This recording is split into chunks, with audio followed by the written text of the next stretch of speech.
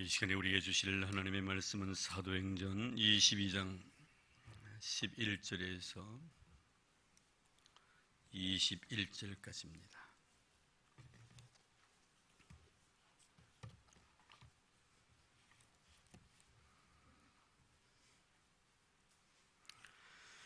사도행전 22장 11절에서 21절까지의 말씀, 우리 한 절씩 교독하겠습니다. 나는 급이 제광처럼 말미암아 볼 수 없게 되었으므로 나와 함께 있는 사람들의 손에 끌려 다메섹에 들어갔노라.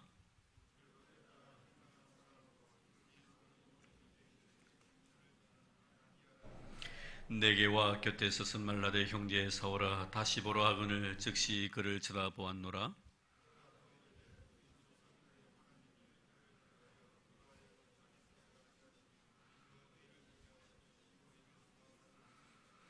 내가 그를 위하여 모든 사람 앞에서 내가 보고 들은 것의 증인이 되리라.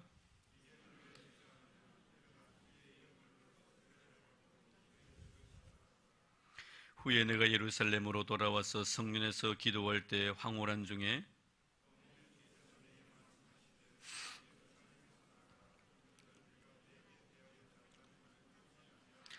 내가 말하기를 주님 내가 주를 믿는 사람들을 가두고 또 각 해당에서 때리고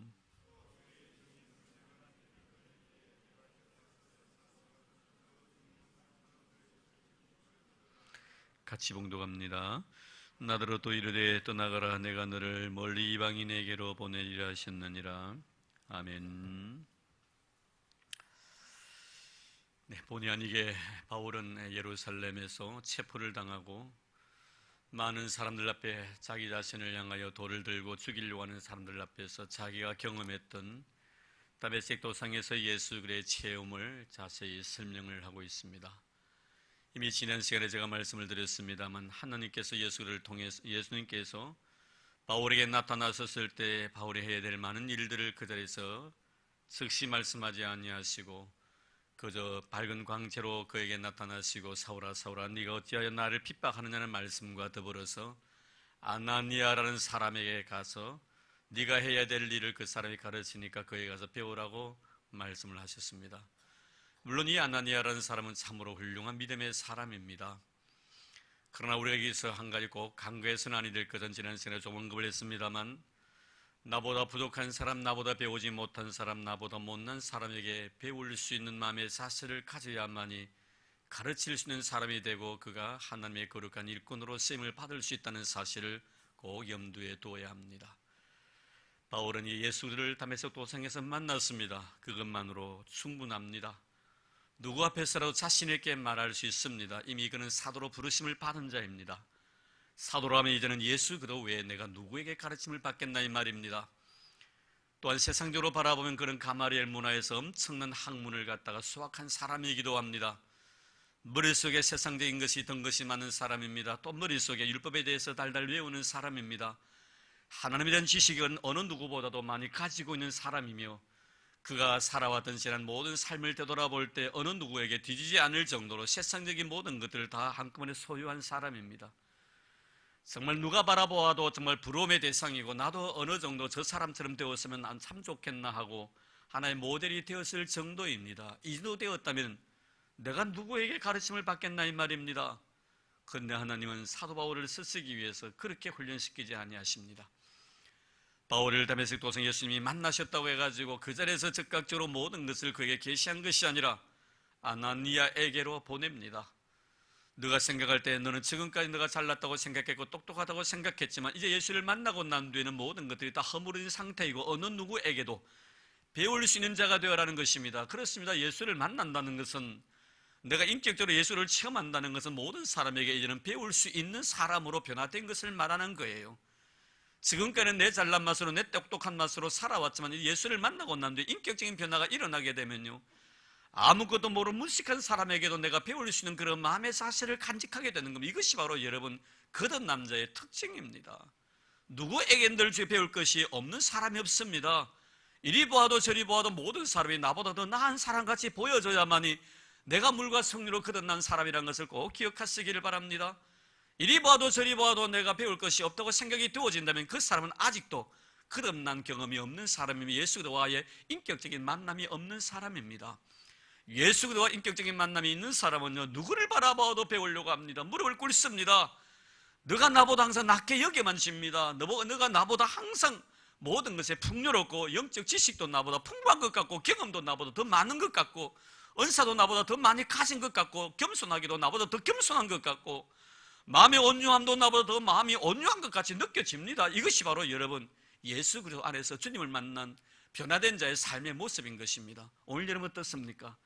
여러분 정말 하나님의 은혜로 인해서 정말 사도 바울이 다메섹 도상에서 예수님을 만나고 난 뒤에 그런 아름다운 삶의 모습으로 우리가 전환되어지지 아니한다면 결코 우리는 하나님의 거룩한 일에 쓰임받을 수 없다는 것을 꼭 기억하시기를 바랍니다.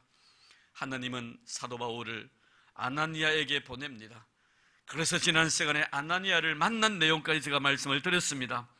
그리고 난 뒤에 그 다음에는 사도 바울이 다메섹 도상에서 예수를 만난 만남에 대한 경험을 많은 청중들에게 이야기를 하는데요, 사실이거든요. 어느 객관적으로 어떤 책을 읽고 난 뒤에 배운 지식이 아닙니다. 누구에게 들은 습득된 지식이 아닙니다. 내가 스스로 체험한 지식입니다. 알고 있는 것입니다. 내가 내 자신의 삶을 통해서 분명히 경험되어졌던 것이기 때문에 그 말 한마디 한마디가 사실이란 말이에요.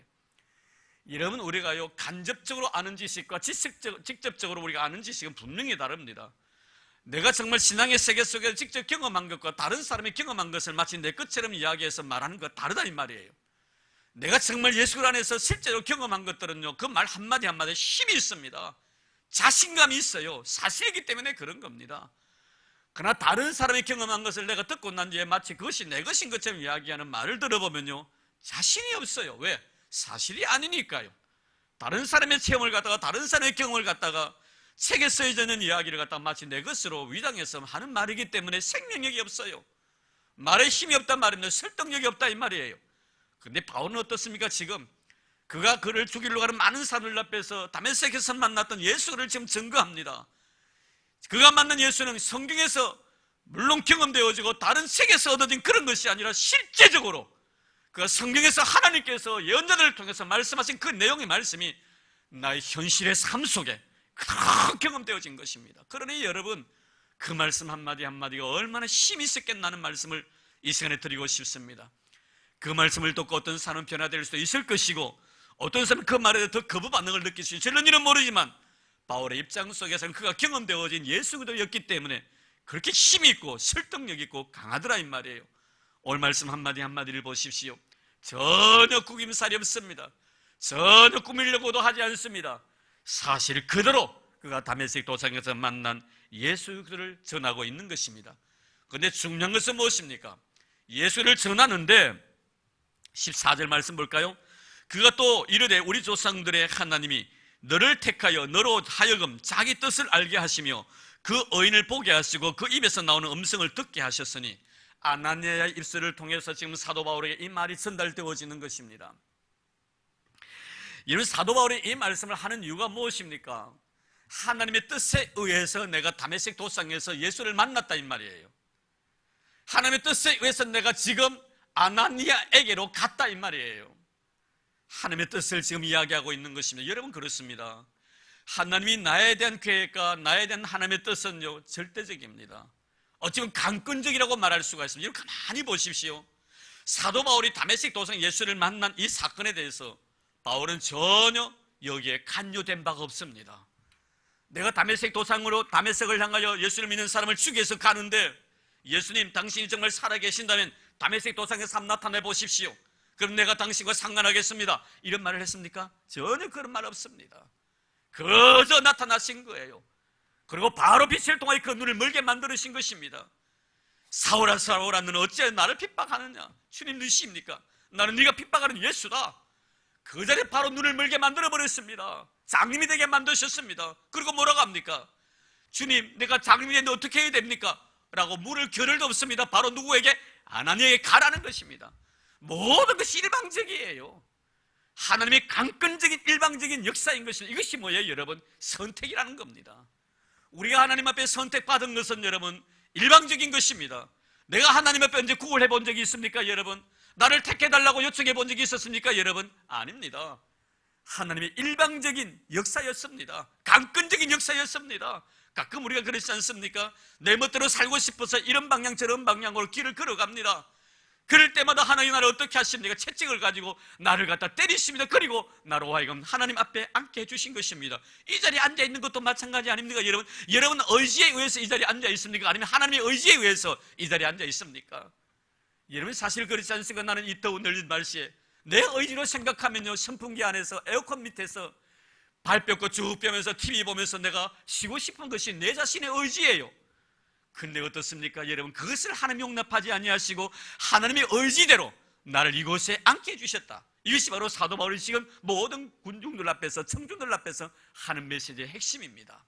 내 의지와 내 뜻대로 된 것이 아니라 철저하게 그분의 의지와 그분의 뜻에 의해서 내가 움직여졌다. 내가 다메섹 도상에서 걸어간 것도 그러하고 다메섹 도상에 빛으로 나를 만나게 주신 예수님, 그리고 나름 아나니아에게 보내주신 것도 다 하나님의 계획 속에서 하나님의 시나리오에 의해서 내가 이렇게 되어졌다는 것입니다. 여러분, 이 사실이 믿기워져야 됩니다. 정말 나도 역시 이 사실이 믿기워져야만이 신앙인이에요. 여전히 신앙인이면서도 내 자신의 의지에서 내 생각과 내 방법에 의해서 어떤 인생을 살아간다고 생각한다면 이것은 신앙인이 아닙니다. 신앙인은 적어도요, 모든 것이 하나님의 계획에 의해서 이루어진다고 믿는 이런 신앙의 고백이 있어야만이 신앙인이 된다, 이 말씀이에요. 바울은 이 사실을 지금 이야기하고 있습니다. 여러분, 그렇지 않습니까? 우리가 보면, 우리가 요나스를 봐도 마찬가지지 않습니까? 여러분, 요나 보십시오. 자기 의지대로 움직이려고 했습니다. 니느웨로 가라고 했습니다. 가기 싫습니다. 어디로 갑니까? 다시스로 갑니다. 자기 의지대로 움직이진 것 같지요? 그러나 결국 어떻습니까? 다시 니느웨로 돌아오는 거예요. 누구에 의해서 움직여진 겁니까? 하나님의 뜻에 의해서 움직여지는 것입니다. 거부할 수 없다는 겁니다. 이것이 하나님께 나에 대한 계획이라는 것을, 나를 택하셨다. 그래서 14절 말씀에 보면은 그가 또 이르시되 우리 조상들의 하나님이 너를 택하여, 너를 택했다. 하나님께서 바울 너를 택했다, 아나니아 입술을 통해 지금 선포되어지는 귀한 메시지입니다. 하나님이 너를 택해, 네가 하나님을 택한 것이 아니라 하나님이 너를 선택했다. 참 놀라운 비밀스러움이죠. 여러분, 내가 하나님 믿었습니까? 하나님이 나를 사랑해 주셔서 나로 하여금 믿게 해주셨습니까? 하나님이 나를 사랑하셔서 나를 믿게 해주신 거예요. 내가 하나님을 찾았습니까? 하나님이 나를 먼저 찾아오셨습니까? 하나님이 나를 먼저 찾아오신 것입니다. 내가 주님의 이름을 알기 이전에 주님은 나의 이름을 먼저 알고 계셨다. 할렐루야. 이것이 바로 우리의 신앙의 고백입니다. 하나님이 너를 택했다는. 여러분, 그러니 얼마나 바울의 입장에서는 이 말씀을 할 때 감동적이었겠습니까? 그러니 이 택함에 대해서요, 그 상황에서는, 그 순간 속에서는 그것이 다 정리되지 않았습니다. 사실 그렇잖아요. 갑작스러운 빛을 받고요, 예수 그리스도의 음성이 들려졌고 아나니아에게 보내졌습니다. 그리고 그는 장님되었던 그 눈을 열어주셨고요, 그리고 난 뒤에 그를 어떡합니까? 자기 혈육과 의논하지 않냐고 3년 동안 아라비아 사막으로 들어갑니다.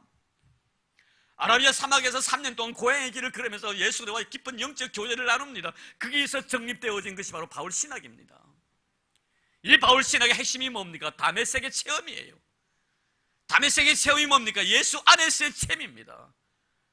예수 안에서의 모든 것을 이해하는 거예요.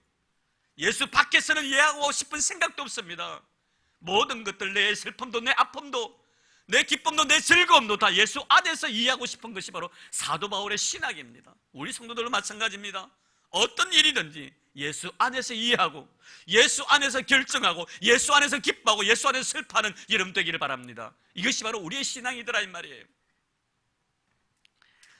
결국 사도 바울이 자기 자신의 신학을 정립하고 난 뒤에 갈라디아서 1장 15절 말씀에 보면은 자기 자신이 다메섹 도상에서 하나님께로부터 택함을 받았다고 생각했는데 가만히 보니까 그게 아니더라 이 말이에요.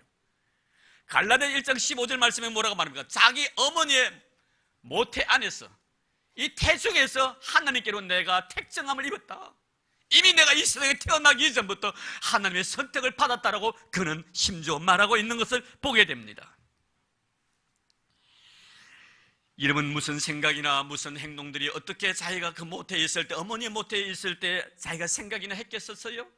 근데 가만히 지난 세월을 되돌아볼 때 내가 다메섹 도상에서 하나님을 만났고 예수를 만났는데 이미 예수님은 내 어머니 모태에서부터 나를 이미 정하셨고 나를 하나님의 귀한 일꾼 삼으시기 위해서 이미 계획을 가지고 계셨다는 것을 그는 발견하게 되었다는 사실입니다.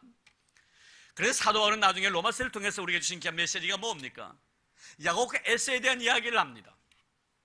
야곱과 에서가 그의 어머니 리브가의 태중에 있을 때 서로 싸웁니다. 이때 하나님께서 뭐라고 말씀합니까? 리브가에게 큰 자가 작은 자를 섬길 것이고 이미 나는 야곱을 사랑하기로 했고 에서를 미워하기로 작정했다고 말씀하고 있습니다. 이미 하나님께로부터 그렇게 선택이 되었다는 거예요. 에서는 미워하고 야곱을 사랑하기로 작정했다. 그런데 여러분 가만히 보시면요, 이 에서와 야곱의 관계 속에서 우리가 느낄 수 있는 것은 하나님의 간섭입니다.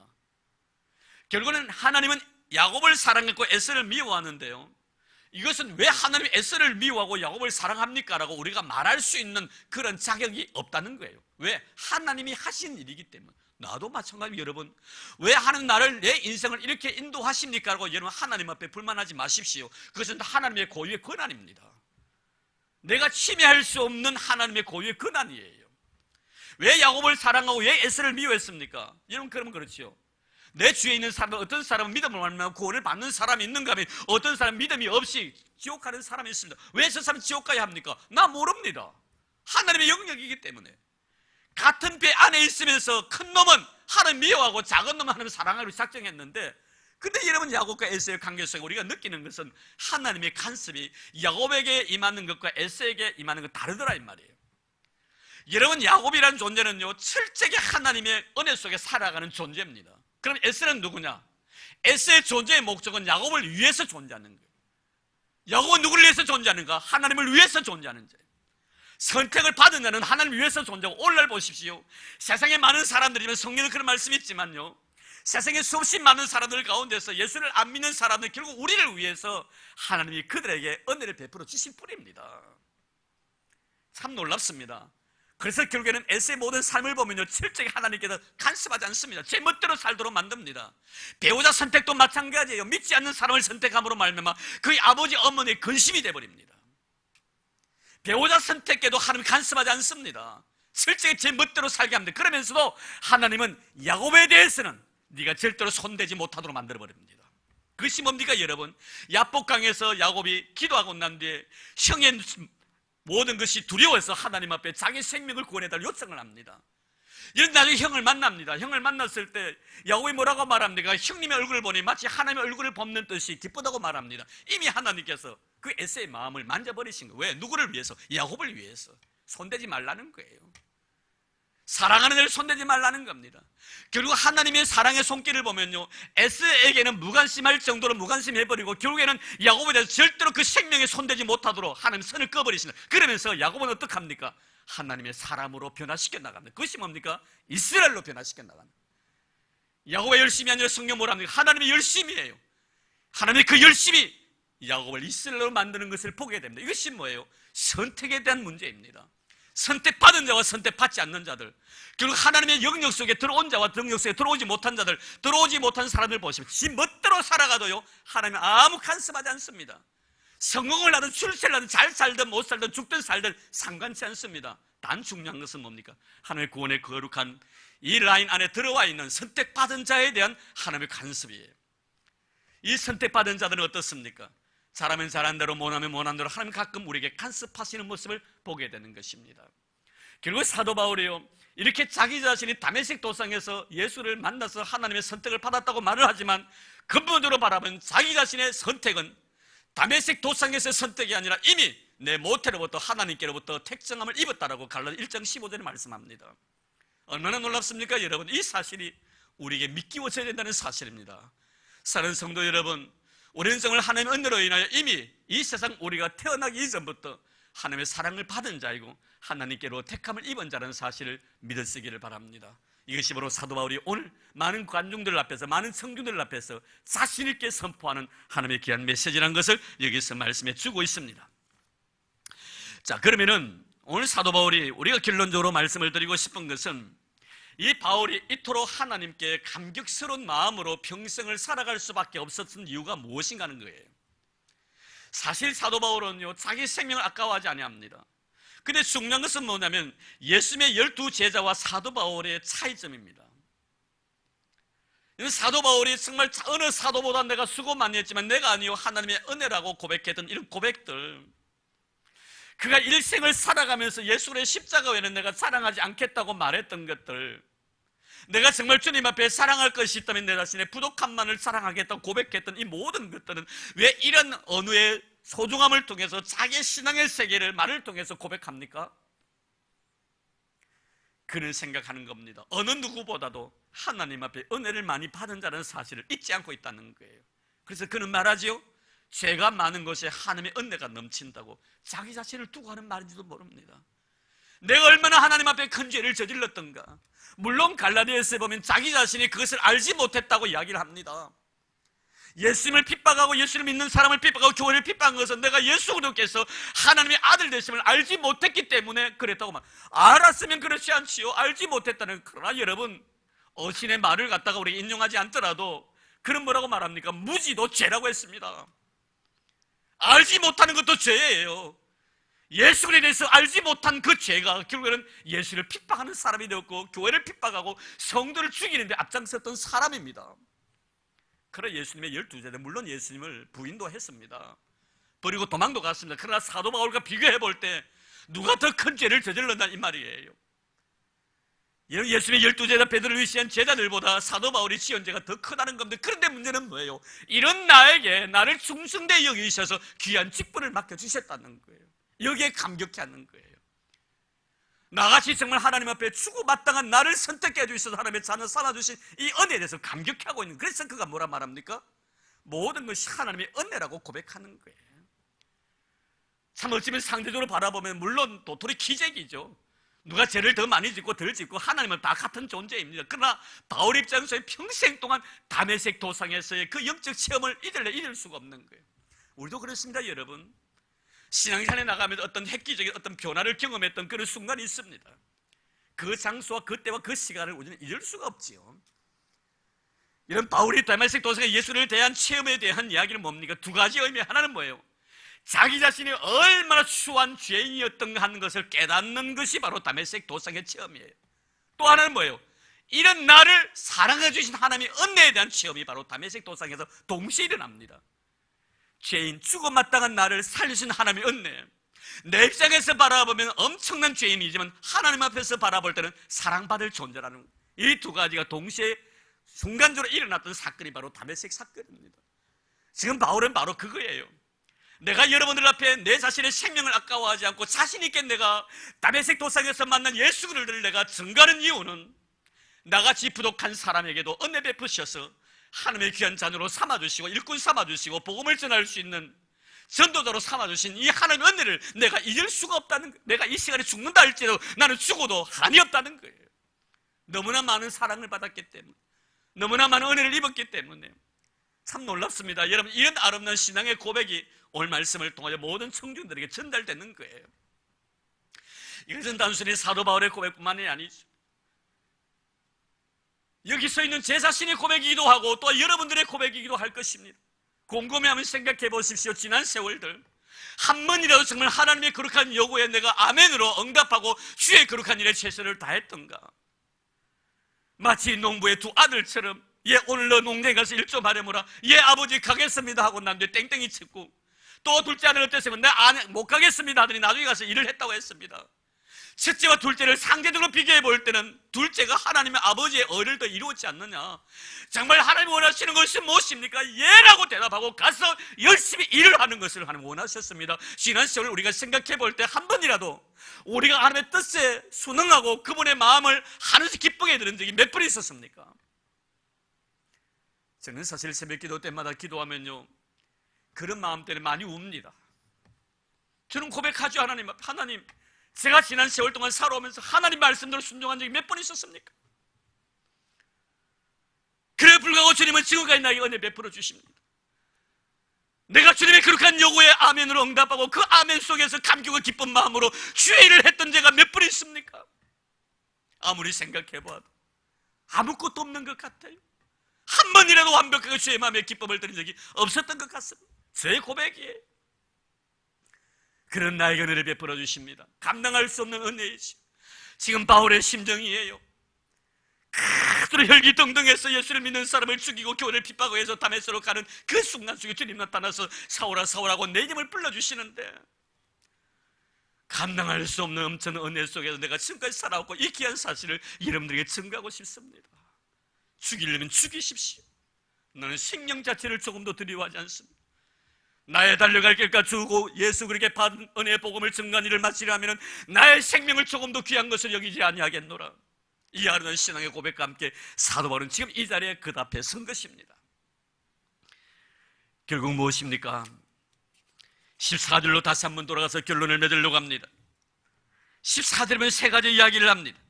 그가 또 이르되 우리 조상들의 하나님이 너를 택하여 너로 하여금 자기 뜻을 알게. 왜 나를 택해 주셨는가? 하나님의 뜻을 알게 하기 위해서다. 그럼 하나님의 뜻이 무엇이냐? 사도 바울을 통해서 하나님께서 하나님의 그 거룩한 뜻을 보여주시고자 원하시는 그 뜻이 무엇이었던가? 바울 서신을 똑똑히 한번 읽어보십시오. 로마서와 갈라디아서를 읽어보십시오. 우리 개신교의 가장 핵심이 뭡니까? 이신덕입니다. 오직 의인은 믿음으로 말미암아 살리라. 사도 바울의 신학의 정수예요. 믿음으로 말미암아 산다는 겁니다. 이 비밀스러움을 우리에게 보여주시기 위하여 사도 바울을 하나님이 선택했다는 것입니다. 그는 하나님의 거룩한 부르심 앞에서 우리의 구원에 대한 내용을 밝힙니다. 제가 아침에도 그런 말씀을 잠깐 언급했습니다만 로마서 8장 30절 말씀이 뭐라 합니까? 미리 정하신 그들을 부르시고 부르신 그들을 어렵다 하시고 어렵다 하신 그들을 영화롭게 하셨느니라. 이 아름다운 하나님의 신비한 진리, 다 여러분 소중한 것은 나를 예정하시고 나를 부르시고 나를 의인하게 만드시고 나를 영화롭게 해주셨다. 이 모든 단어들은 다 부정과거형으로 되어 있습니다. 같은 동시제다 이 말이에요. 놀랍지 않습니까 여러분? 나를 부르시고 나신 뒤에 몇 개월 아니면 몇 년 정도 테스트도 해보고 내가 내 자식의 자격이 될까 안 될까 한번 저울질 해보고 자격이 되면 내가 그 다음에 내가 너를 부르시. 부르고 난 뒤에 또 몇 개월 지나고 난 뒤에 자격을 다 논해보고 난 뒤에 그 다음에 나를 갖다가 의인 인정해주고 의인 되고 난 뒤에 나를 영화로운 모습으로 변화시켜주신 하나님이 아니시더라 이 말이에요. 하나님의 비밀스러운 무엇입니까? 나를 선택한 그 순간에 동시에 일어나는 사건들입니다. 나를 부르신 그 순간에, 그 예정하신 그 순간에 나를 부르셨고 부르신 그 시점에 나를 의인을 인정해 주셨고 의인을 인정해 주는 그 시점에 나를 하나님의 백성 삼아 주셨다는 거예요. 할렐루야. 내 자신의 행위에 전혀 상관치 아니야. 같은 시간에 같은 동시에 일어난 사건이에요. 그것이 바로 부르심에서부터 영화의 관계인 것입니다. 이 귀한 진리를 나를 통해 모든 사람에게 계시하기 위해서 나를 택해 주셨다라고 지금 아나니아가 바울을 통해서 말씀하고 있는 내용입니다. 참 여러분, 이런 신비로운 심입니다. 하나님의 거룩한 비밀스러움이시죠. 그래서 자기의 뜻을 알게 하시기 위해서, 하나님의 뜻을 알게 하기 위해서 이 신득이 오직 의인은 믿음으로 말미암아 살리라는 이 귀한 진리를 하나님께 이 사도 바울을 통해서 우리에게 계시해 주신 거예요. 다 법적인 용어입니다. 법적인 용어이기 때문에 바울 같은 그런 케박한 지식과 두뇌를 가지고 있지 않으면 하나님의 계시 자체를 이해할 수가 없어요. 우리는 그렇지 않아요?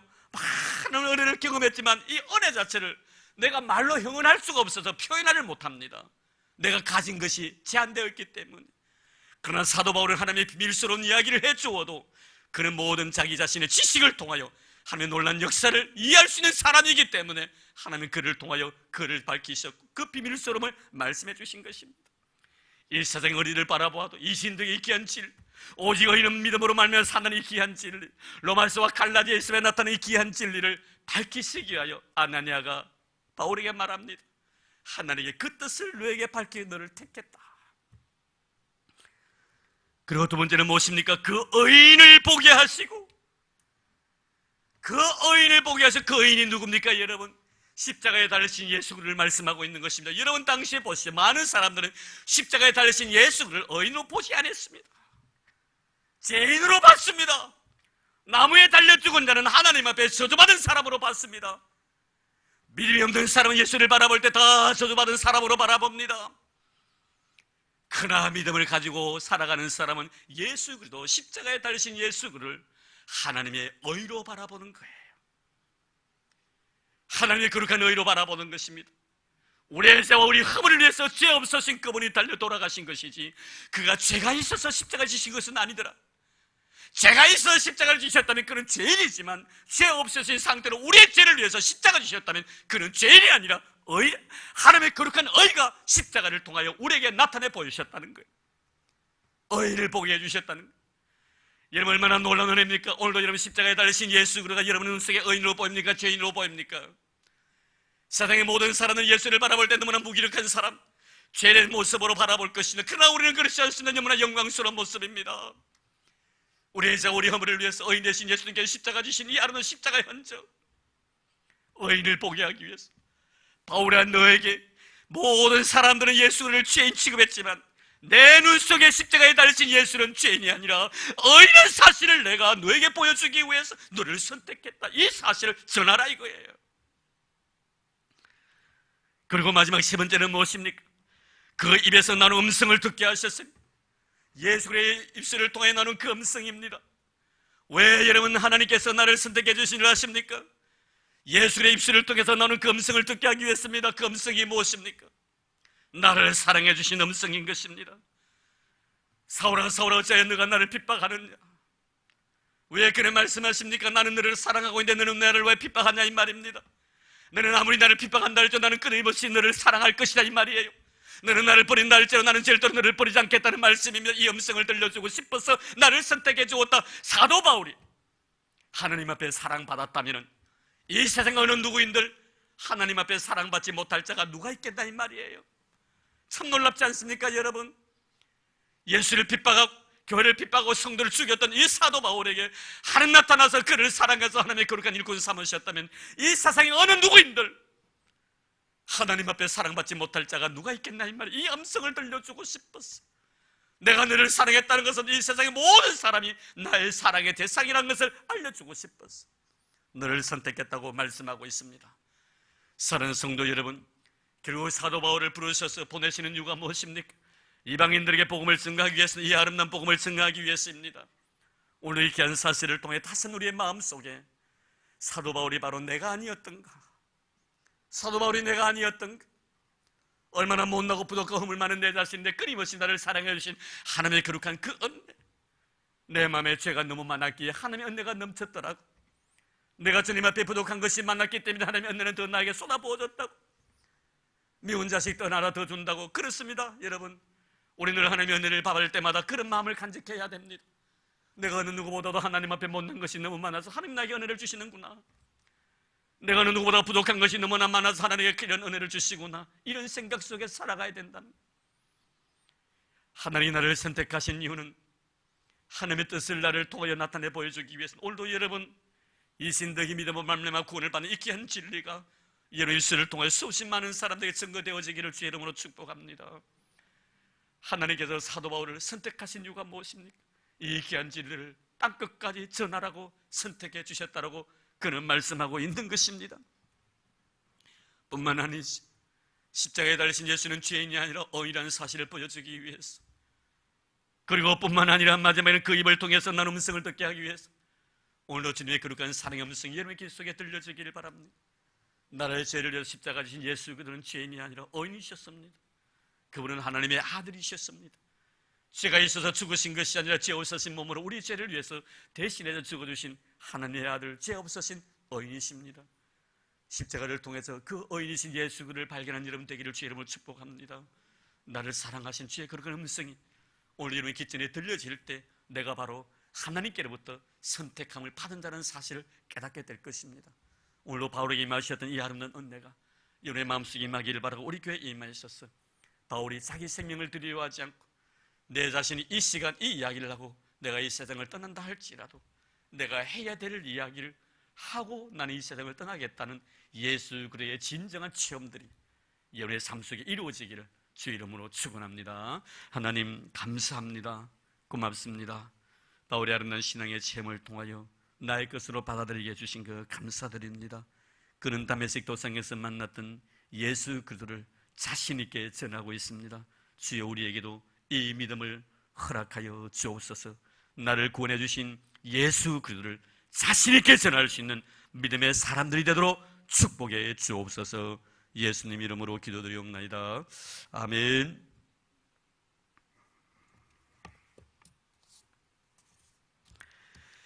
네, 우리 마르다 예전도에 나와서 특별 찬송해 주시겠습니다.